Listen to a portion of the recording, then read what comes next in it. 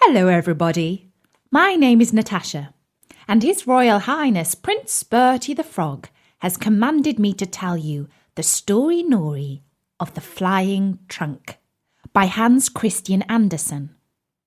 It's a story about a young man who was very good looking and ever so clever at telling stories. Sadie the Swan, who lives on the same pond as Bertie, says that she would really like to meet him one day. But I'm not so sure that I would. See what you think. There was once a merchant who was so rich that he could have paved the whole street, and perhaps even a little side street besides, with silver. But he did not do that, for he knew other ways to spend his money. If he spent a shilling, he got back £1.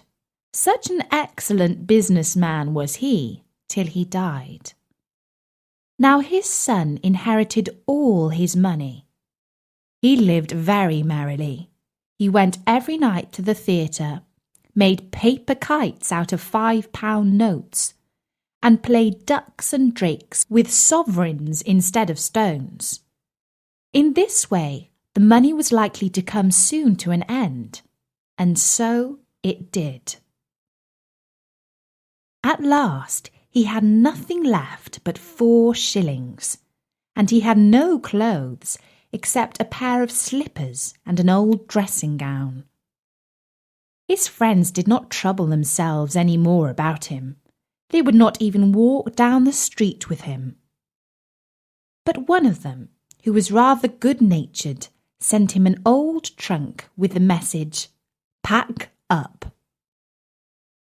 Now a trunk is a big wooden box with a lid, and it can be very useful for carrying things in. That was all very well, but he had nothing to pack up, so he got into the trunk himself. It was an enchanted trunk, for as soon as the lock was pressed, it could fly.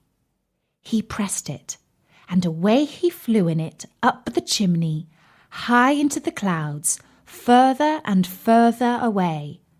But whenever the bottom gave a little creak, he was in terror lest the trunk should go to pieces, for then he would have turned a dreadful somersault and fallen through the clouds onto the ground. Just think of it! But the trunk did not give way, and on he flew. In this way he arrived at the land of the Turks. He hid the trunk in a wood under some dry leaves, and then walked into the town. He could do that quite well, for all the local people were dressed not so differently from him, in gowns and slippers. He met a nanny with a child. "Hulloa, Miss Nanny," said he. "What is that great castle there close to the town?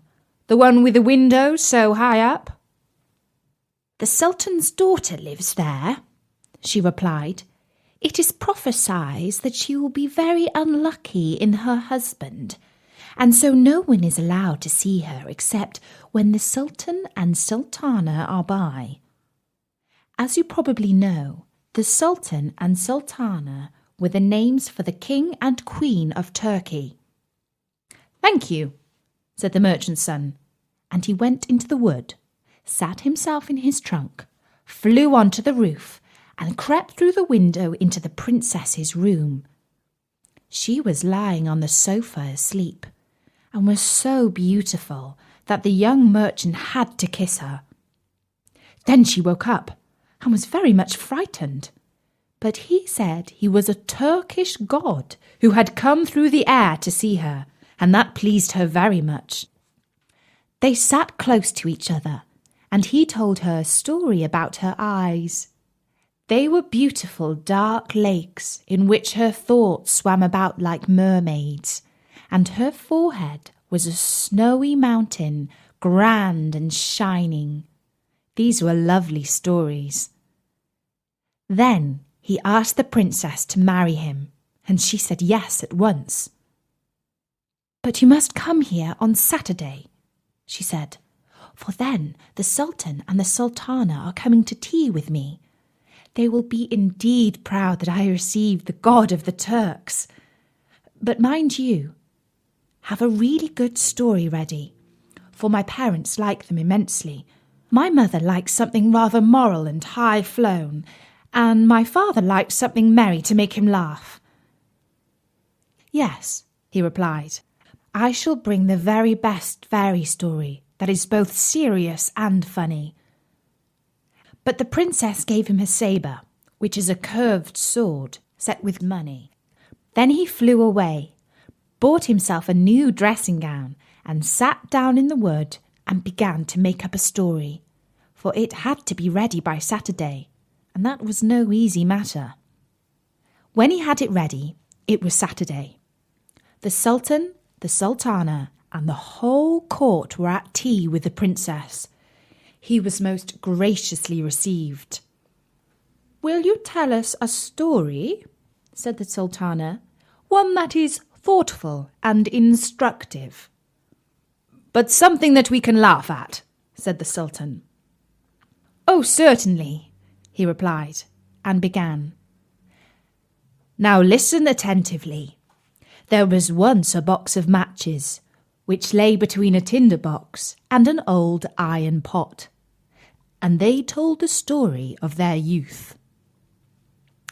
We wooden matches used to be the branches of the green fir trees. Every morning and evening the dew sparkled on us like diamonds, and the whole day long we had sunshine, and the little birds used to tell us stories. We were very rich, because the other trees only dressed in summer, but we had green leaves for our clothes in summer and in winter. Then the woodcutter came, and our family was split up. We have now the task of making light for people. That is why we live in the kitchen." "My fate was quite different," said the iron pot, near which the matches lay. "Since I came into the world, I have been many times scoured clean with a wire brush, and I can tell you, it doesn't feel very pleasant.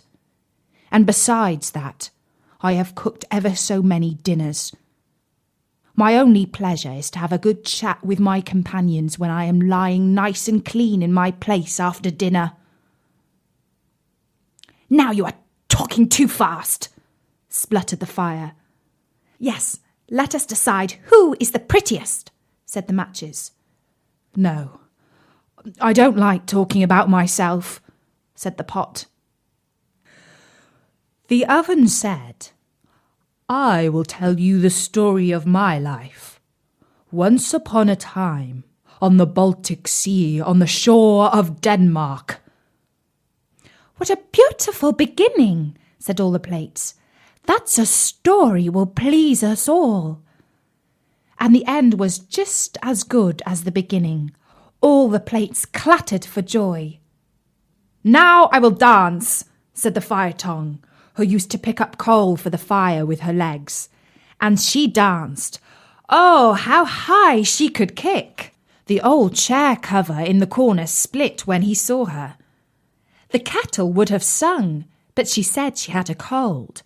She could not sing unless she boiled. In the window was an old quill pen made out of a feather for dipping into ink.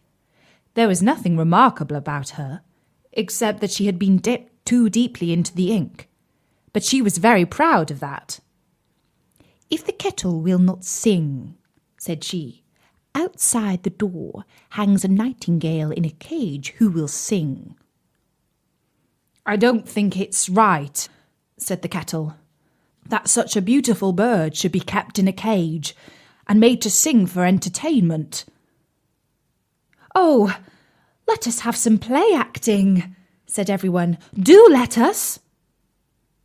Suddenly the door opened and the servant girl came in. Everyone was quite quiet. There was not a sound, but each pot thought he was the cleverest and the best-looking object in the kitchen. The servant girl took the matches and lit the fire with them. How they spluttered and flamed, to be sure! "Now everyone can see," they thought, "that we are the prettiest. How we sparkle! What a light we make! we're so bright and beautiful." But in that moment they were burnt out and the matches were no more. And that was the end of the young man's story. "That was a delightful story," said the Sultana. "I quite feel myself in the kitchen with the matches. Yes, now you shall marry our daughter." "Yes, indeed," said the Sultan. "You shall marry our daughter on Monday." And they treated the young man as one of the family. The wedding was arranged, and the night before the whole town was illuminated. Biscuits and gingerbreads were thrown amongst the people. The street boys stood on tiptoe crying hurrahs and whistling through their fingers. It was all so splendid. "Now I must also give them a treat," thought the merchant's son. And so he bought rockets, crackers, and all the kinds of fireworks you can think of, put them in his trunk, and flew up with them into the air. Whirr! How they fizzed and blazed! All the Turks jumped so high that their slippers flew above their heads, such a splendid glitter they had never seen before. Now they could quite well understand that it was the God of the Turks himself who was to marry the princess. As soon as the young merchant came down again into the wood with his trunk, he thought, "Now I will just go into the town to see how the show has taken." And it was quite natural that he should want to do this. Oh, what stories the people had to tell! Each one whom he asked had seen it differently. "I saw the Turkish god himself," said one. "He had eyes like glittering stars and a beard like foaming water." "He flew away in a cloak of fire," said another. They were splendid things that he heard, and the next day was to be his wedding day. Then he went back into the wood to sit in his trunk. But what had become of it? The trunk had been burnt. A spark of the fireworks had set it alight, and the trunk was in ashes. He could no longer fly up to the tower, and could never reach his bride. The princess stood the whole day long on the roof and waited for the young merchant. Perhaps she is waiting there still. But he wandered through the world and told stories, though they are not so merry as the one he told about the matches. And that's the story Nori of The Flying Trunk by Hans Christian Andersen. If you would like to hear more stories like this one, don't forget to drop by at storynori.com. Bertie has loads more free stories and lots of other interesting things besides. So tell all your friends about Story Nori too. I'll be back with another story. Until then, from me, Natasha, bye-bye.